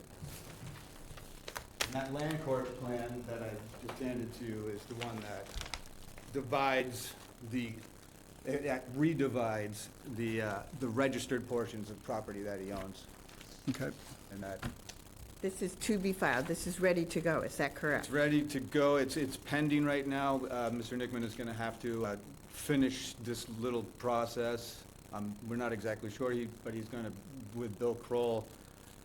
So kind of technically, we are combining 4 lots into 2, but Four we're into- doing it in 2 pieces. Okay. But for tonight's purposes, it's 4 lots into 1. 4 lots into, yes, portions of the Tonight it's 4 lots Yes. into 1, then it'll be 4 lots into 2. Is that No, correct? 4, I'm sorry. Christina's correct. It's 4 lots into 2 lots eventually, correct? But right now, Tonight. it's 4 Okay, I'm lots sorry. into 1. 4 lots into That's what 1. we're looking at tonight. We're not looking at lot 66, we're only looking at lot 67, correct? Yes. The aggregate 67 that you have on, On this. right, on we're the not new looking one. at 66, okay. Okay. Nope, Any no. questions? That's Christine, why I you kinda had a... made this So we sheet. did, I did do a brief staff report. Great. And this was I kind of had to do a little digging. There is a pending subdivision with land court, and my understanding was that there was, a filing didn't have the proper stamp. Was that correct? We're not sure, because land court has accepted it, but there is, this was stamped, I mean, it shows right on, oh, maybe it was not. No, there's Philip's stamp right on there, Okay. on there. So this is why, we're not exactly sure why land court has this plan, but is holding it up. They have accepted the plan. There's something that we haven't cleared up exactly what it is. So that's why Mr. Nickman is gonna have Bill Kroll finish this. And so, I mean, these have to be both done. They both have to be tonight. But Eventually. tonight, all you're asking us for is this 4 lots into 1. Is that correct? Yes, Yes. 4 lots into 1 tonight. Thank you. So Because will this is- Mr. Kroll be coming back with the aggregate We'll, presentation Will he later? be or is coming this- back? I'm sure we'll see Bill again. We- We're going to we be will- seeing Bill Kroll again, but we're going to... We will, yes. Okay, all right. Step 1 of 2 steps, perhaps.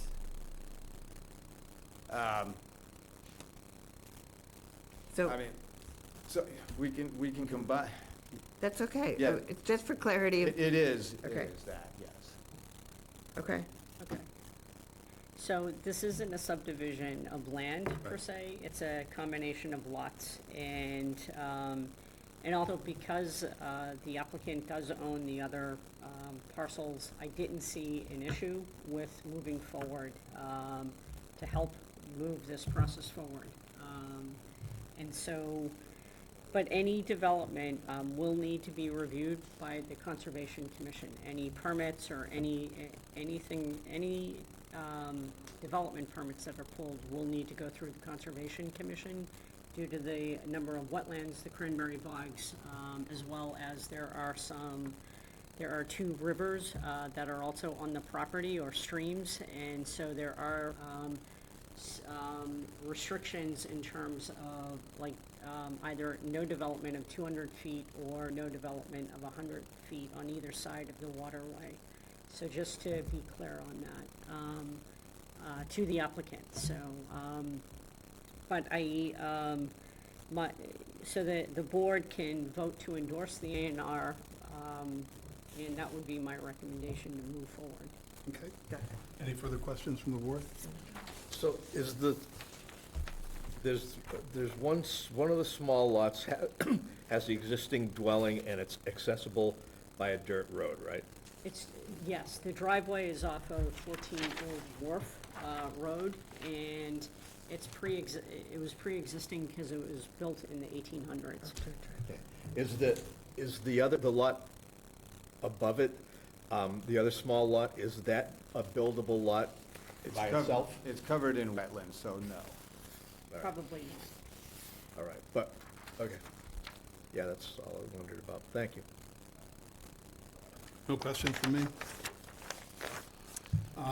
We don't need to close the hearing, so does anybody want to make a motion to endorse the A&R as written?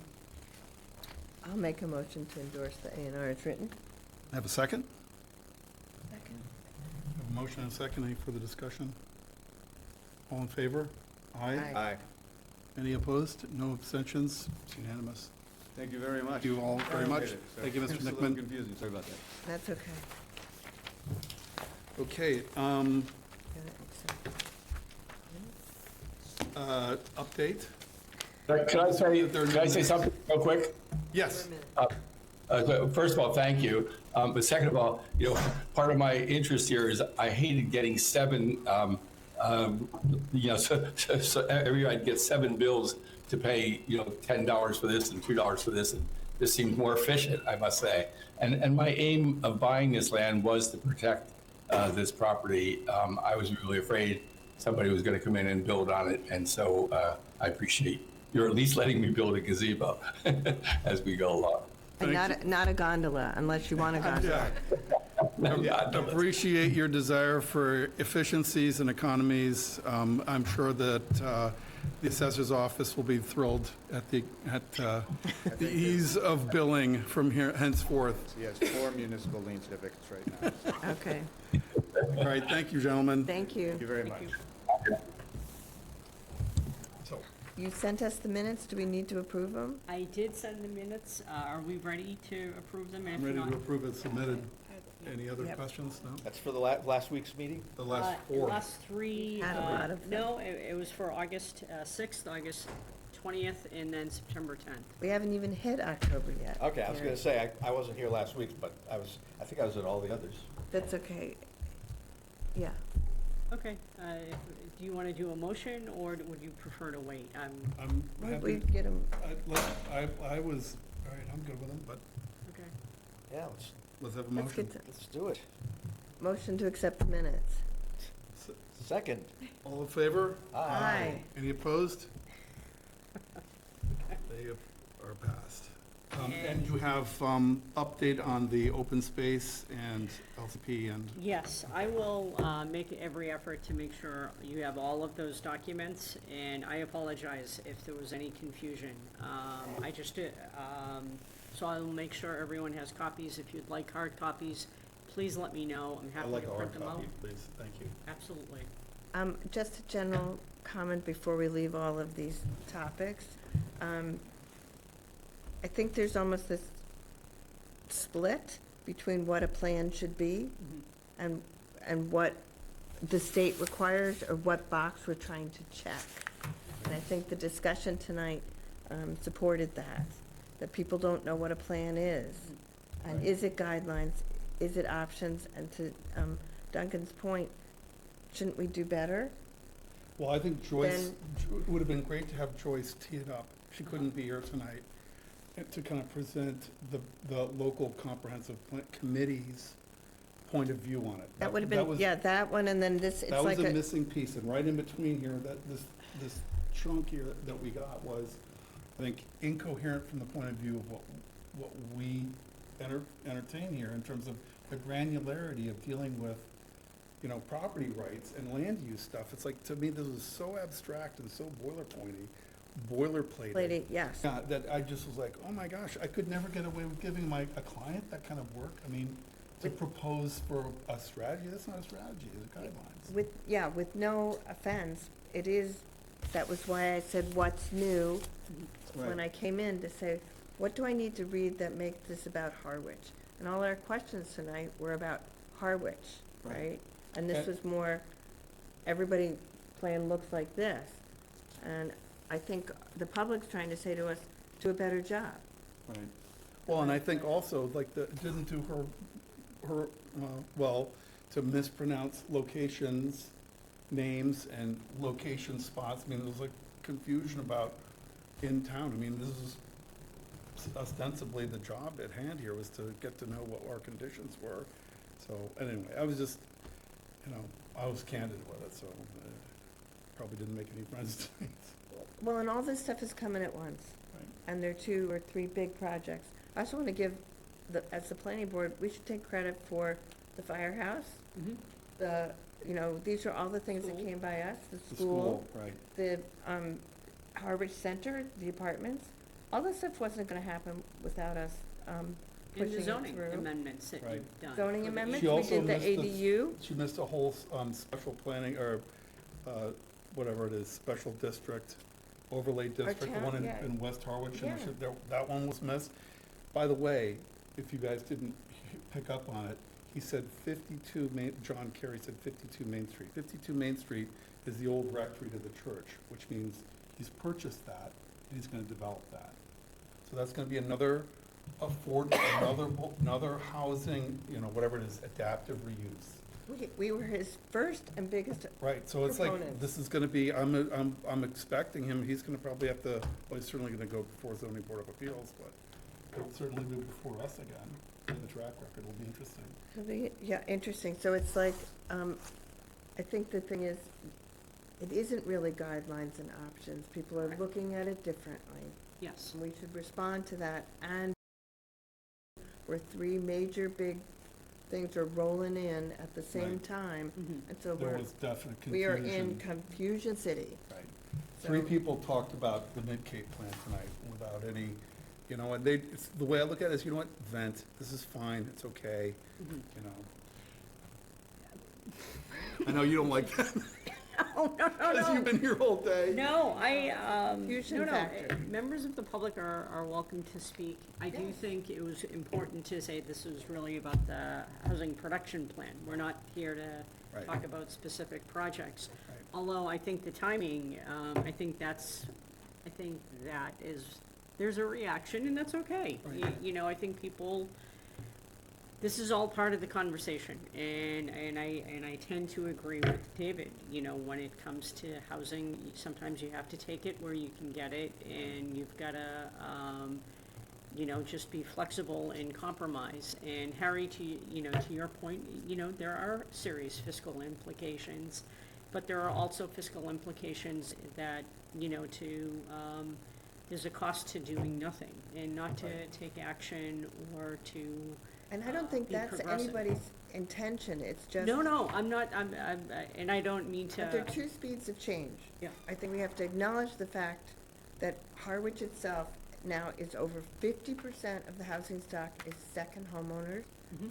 and that we've significantly changed into million-dollar homes when we were always much more of a modest community. Right. Are we So supposed to be you're hearing talking about this reactions. now that the public hearing was closed and the public is gone? I think we're deliberating because. No. Okay, I'm just I wondering. mean, I think We're just- still, anybody Yeah, I can think hear we're what we're digesting saying. I'm what- not trying to say this behind. Okay, I'm not asking the gonna question. advocate one way or another, but, yeah. And I thought one of the interesting things that was like, to me, not to state a fact or a statistic and to not provide significance for it, this was to me the whole thing, there was no significance. So one of the first bullet points was 61% of the housing stock was built before 1980. That means something, and I don't think she understands what that means. I mean, in different cascades of potential breakdown, that's there's a huge story about that. How many other towns on the Cape, or how many other towns in the Commonwealth have 61% of their housing stock over 45 years old? Not a lot. there's some percentage of that are hundreds of years old Right. as well. That's where the story is. So to your point, Harry, it's just like finishing this up of a long-ranging discussion we had tonight that went all different ways. Well, it seemed to me that there was great data in there, good statistics and numbers, but as far as a plan, you need that information to create a plan.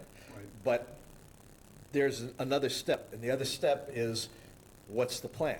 Right. And then, what jumped out at me is that, okay, let's say the plan's in there, maybe I missed it, maybe it's more vague than I would expect, but you still have to consider all of the fallout from executing that plan. Otherwise, if that landed on my desk and I'd ask, let me see the report or the analysis or whatever, and it's like, the first thing I'd say is, well, what's going to happen when you're going to increase population in the town by a certain amount?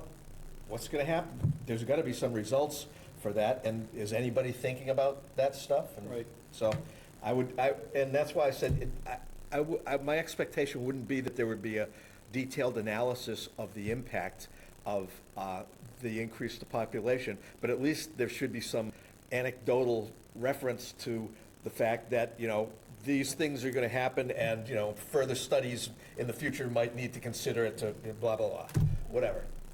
And I didn't see that. It may be there, and that's why I said in the beginning, I didn't read it. I'm speaking from a place of ignorance, but it should be, if it is there, great. If it isn't there, I think it should be. I'll also talk with Karen to add some, because there have been studies from UMass Donahue Institute, really debunking some of the fiscal challenges to offset some of the benefits that these are members of our community, they're part of our workforce, they're also volunteers, the kids in the schools, that actually lends into a lot of vibrancy. So I'll follow up with Karen relative to that as well, so. Maybe another heavy edit. What's that? Maybe another heavy edit. Well, yeah, I think we may want to consider having a discussion about it with perhaps a feedback report to the LCP.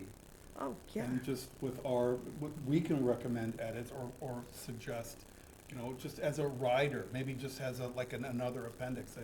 The feedback from the planning board is the following. It's like, I would think that one of the things I found most distressing was the absence of kind of statistical distribution of population density across the seven villages. I mean, to me, when you hear people saying in North Harwich that they're bearing the brunt, well, they don't have any frontage on 28. You know what it's like to live on 28? I mean, there's a huge density issue there, especially if there are a lot of, I'm speaking of the prayer here, but I mean, to me, these are all kind of considerations that should be part of the plan. We should be planning about what are the, if we have a plan would say, we should target X percentage for this village, X percentage for that village, and, depending upon, with a weighted toward, second story or ADUs here, whereas we can't tolerate that much in this area, part of town, The because. local comprehensive plan is, our last meeting touched on a lot of gotta that. go Okay, well, together. this is exactly what I was like, this is where No, Googling listen, the. all of Gotta go together. all of the comments Okay. are, They're part of the package, it's okay. all part of the package, so. What kind of direction was she given? If every other town has the exact same thing, then that's all she would know. She's, do the thing that everybody else has done, and that gets approved, and everybody's happy. But I think it would be I don't think it's defined in a town code that this is our responsibility, but I think if we're going to find fault, I think we should give detailed suggestions / instructions about how to solve the problem, because obviously that level of detail wasn't in her instructions, I'm guessing, whenever she was given the job.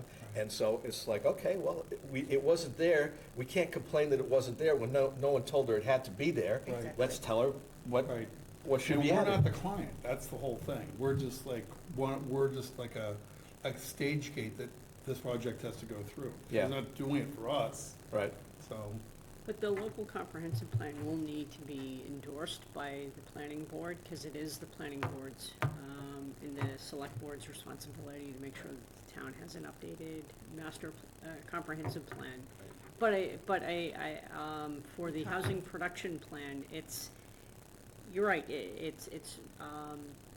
it's tailored to a state program, because it's a state document on behalf of the town, to reflect all of the information that's town-centric. In some of it, it's not gonna hit everything, so, Well, if, like I said, if everybody else is like this, and there's a template for it, and she followed the template, then we could sit here and say, we'd love to see this extra stuff, but that doesn't mean she didn't do what she was Right. supposed to do. Maybe the takeaway, though, is really this, the long-term plan and this have to get together in some respects, rather than this just fulfilling a requirement for the state. Maybe we have Oh, to do no, that. this will be a key part of the local comprehensive plan in terms of the strategies, the objectives that were recommended, as well as the information. So it'll be a critical component, as well the open space and recreation plan as well. So we'll just we'll do a better job trying to get there. I'll send all of the copies to everyone. If anyone wants hard copies, I'll have them printed out for tomorrow, and you can just pick them up. We're not trying to make you kill trees, it was just. No, it's dense material. It's not always very light reading, so anything I can do to help, please let me know. Yeah, and thank you for that, because, as I said, I don't like to say yes to something I haven't read. Oh, no, absolutely. I don't want. Or I haven't read the changes, the edit changes. I want to make sure that everyone is comfortable and has read the materials. It's not appropriate for me to put any, any pressure on any board member to take a vote. So I'm excited we'll have it on the agenda for November 12th. Perfect. So that's right, so it's the next meeting theoretically would have been the 5th, but that's election day, so we're bumped to the 12th. Yeah, haven't we had 3 meetings this month? Or- Just last week. It just feels like 3 It meetings? seems like it. Two, yes. And if you guys wouldn't mind signing the A and R. We gotta We'll sign the A&R, okay. Just a question, I completely hear you, and that was my initial take when we saw the first draft of this, is like, it is guidelines, it's, to me, it's not a plan and execute, like, Right. how do we then, okay, there's opportunity at this next phase, once it's approved, to add in some more of that texture, to dig deeper, like, how does that happen? I guess that's what I don't fully understand, it's like, how does that happen? How is the responsibility kind of delegated? And then, you know, what are the KPIs that are put in place, and then how are we held accountable? Because it's like, this is great, but Right. if nothing happens and It's- people are, you know, working in some of the silos that were mentioned, it's like, it doesn't matter, like, Well, I think we're this is working like against each what other. John was saying, unless So- we have like templates for people to move ahead, like, okay, Right. here's for like 3 units, this is what you gotta have. If you don't have Right. this formula taken care of, whatever you're building. And how do we prioritize those things? Right. Because there's 1,000 different things you could come out of that, but like, how does that prioritization happen and like, get it moving and get going? Yeah. And I think that will also come from my responsibility as the community development director, and to look for opportunities to help implement the goals and the strategies, and to help guide you know, these initiatives forward. And you know, working with the Affordable Housing Trust, working with other staff, town hall staff, you know, the Affordable Housing Advocate, as well as other departments. So it's you know, part of that will definitely fall on as my responsibility. But Yeah, I'm just thinking, like, how can we help you? Like, could this be, and how do we keep abreast of everything the amazing things that have happened, and we keep, you know, the kind of accounting behind that, so that it's not, well, we, you know, we put this in place and what did happen and we can't answer it, like, We- can we we do had- it on a yearly basis and just say, like, here's the things and here's what we prioritized and here's what happened? We It had would be the great. same discussion with ADUs. How many do we have? We didn't know. How many are we trying to have? We Right. don't know. Right. How far are we along that path that we don't know what it is? But We that don't know. information is trackable, so you can track it, so I can also look into that. I felt a little embarrassed when Richard asked me about the building permits. These are certain things I should be a little bit more familiar, and But isn't that the building department that does the? it is the building department, but I think that's information that just having some numbers to know that Right. it's helpful. And I think for the ADU, for the number of times we've had to issue 2-family permits and then multifamily permits or mixed-use permits, you know, we should be keeping score in terms of who's utilizing it, and if it's not being utilized, you know, why isn't it, and does it need to be, do we need to go back to the drawing board to tweak something? And talk to stakeholders like private developers and say, where are the pitfalls that you're seeing in the regulatory end? Well, I think that was very clear, is that there's like a high degree of risk and uncertain reward. I mean, that's just makes a very difficult environment for investors. we should figure out how we can dial down their risk. I would think that that would be That would be, and that's one of the, one of the things One with of the the- tax reduction, that'll go but some that's way. strategies, all those are what we can do. It's like, we gotta set out where are we going, right? Right. What's the, Map them out. map it out, where Right, we and then some of prioritize. them might not work, but we should, you know, be accounting for that and say like, we did this and here's why it didn't work. How can we learn from that for the next Exactly. time around and making sure we're keeping track. Whew, that's a lot. All right, I think we've had a Thank lot of you. input tonight, a lot of Thank you, A lot to Harry. think about, meaningless so thank you. stimulation. Thank you, Christine. Thank you, Christine. No, So thank you may I all. have a motion to adjourn? I make a motion to adjourn. Second. Any discussion? All in favor? Aye. Aye. No abstentions? No nays? It's unanimous. Okay.